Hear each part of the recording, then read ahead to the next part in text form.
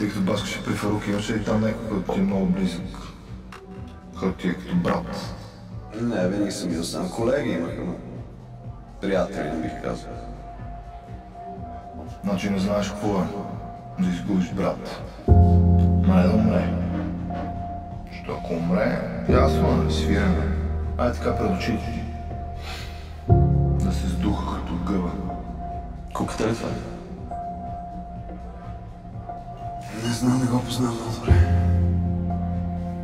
Куката е легенда. А сега е прилича на човек. Нищо не го интересува. Пален пас.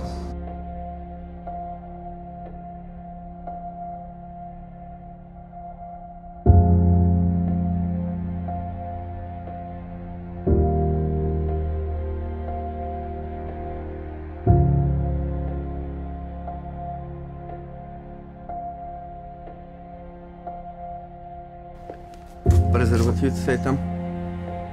А самобръсначките са и там.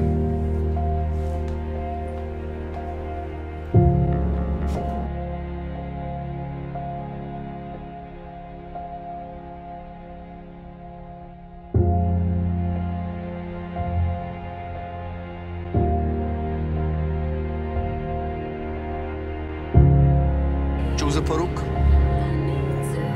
Какво правим с бизнеса? Превзехме улицата, сега се качваме да играем във Висшата лига. Висшата лига? Аз какво ще работя в Висшата лига, бе, брат? Селекционер, Росене. Трябва да освежим отбора. София, дай цялата бутилка, мъртва вече.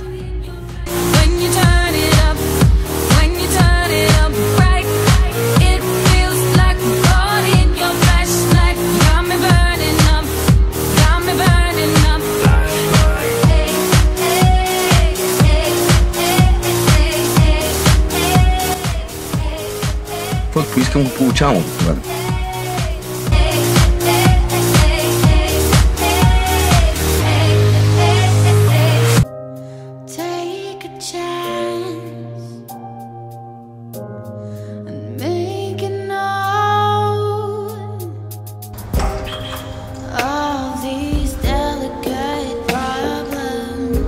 Това е за теб.